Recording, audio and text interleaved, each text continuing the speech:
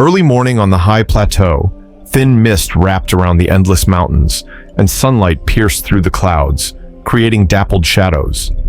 I stood on the path leading to Soul Peak, my heart filled with anticipation and reverence. This was my first time witnessing a Tibetan sky burial ceremony. As a cultural researcher, I was eager to understand the ancient traditions of this sacred land. Remember, sky burial is not just our way of saying goodbye to the dead.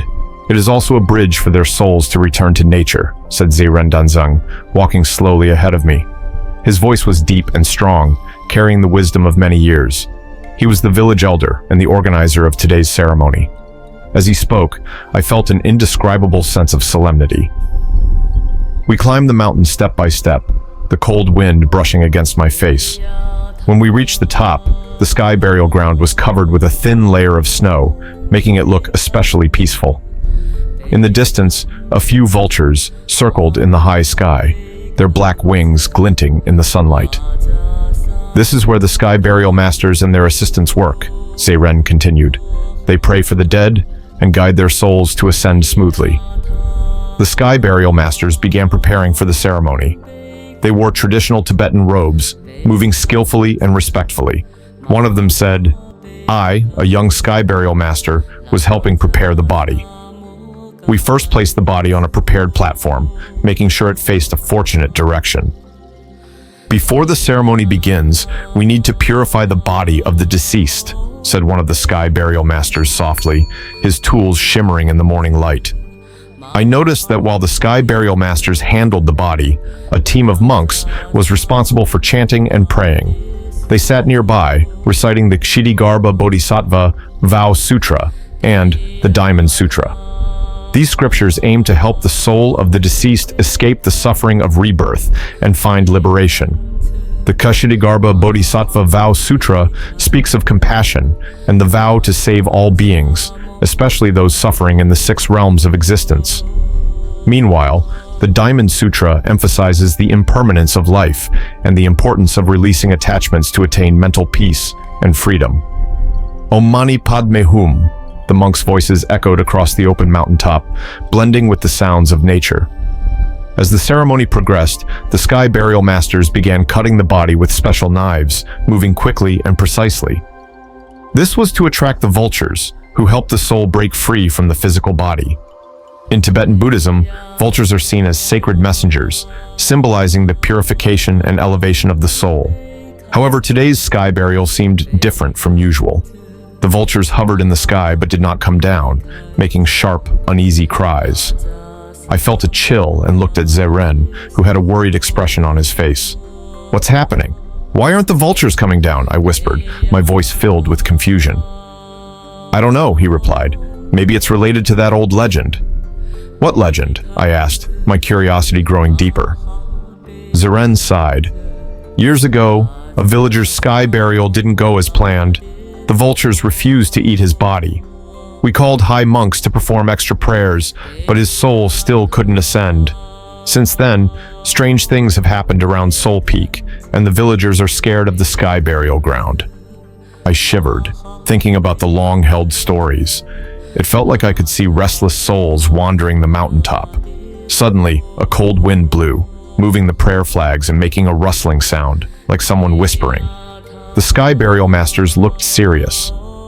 It seems we need to call the high monk for help, one of them said to Zeiren, his voice filled with concern. Soon, the high monk, Losang Rinpoche, arrived at the sky burial ground. His presence brought a sense of hope, and a dignified aura surrounded the entire mountaintop. Losang Rinpoche closed his eyes, took a deep breath, and began a special ritual ceremony. Please be quiet. His voice was gentle yet firm. We will chant the Kshitigarbha Bodhisattva Vow Sutra to help the soul of the deceased find liberation. The monks joined in, chanting together. Their voices echoed through the valley as if a mysterious force was flowing.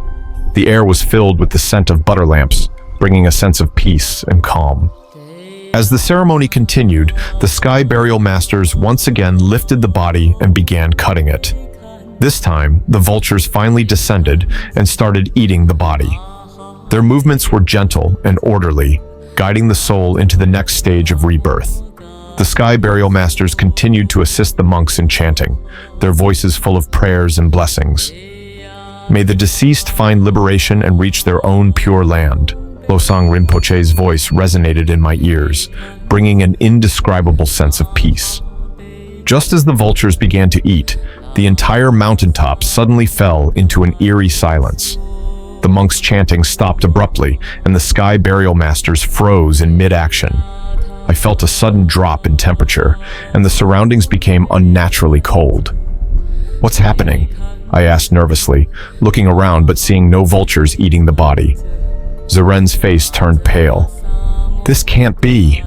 Suddenly, a deep crying sound came from the valley below, like countless souls lamenting their unrest.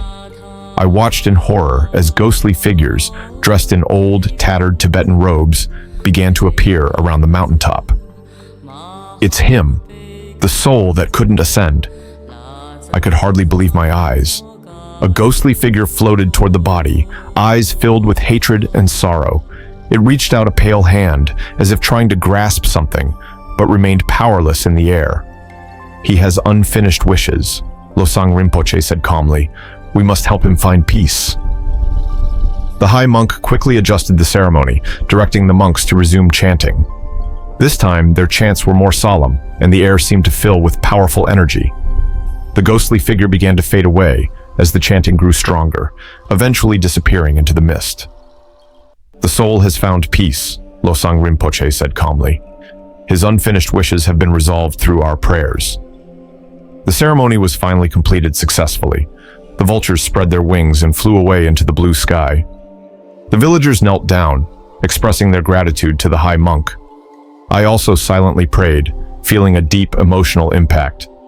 "The soul has been at peace," Losang Rinpoche stated. "His unfinished wishes have been resolved through our prayers." On the way back to the village, the evening sun cast its golden light on Seoul Peak, making the mountain look especially majestic. Zeren walked beside me, discussing today's events. "The power of faith truly can resolve the bonds between life and death," he said softly, his eyes shining with wisdom. "Yes," I replied, "Sky Burial is not just a farewell to life. It is a way to soothe and bless the soul. Only when heartaches are resolved can the soul truly ascend," Ziren added. "This is something we all need to think about in our lives." I looked back at the towering mountain, filled with awe and understanding. The Sky Burial ceremony not only showed the Tibetan people's deep understanding and respect for life and death, but also their reverence for nature and the soul. Through this experience, I deeply felt the wisdom of Tibetan Buddhism regarding rebirth and karma. I also realized that life and death are just parts of a cycle, and faith and forgiveness are key to the soul's liberation. As the sun set, the clouds in the sky turned into beautiful shades of orange and red. Seoul Peak appeared mysterious and peaceful in the sunset, as if everything had returned to calm.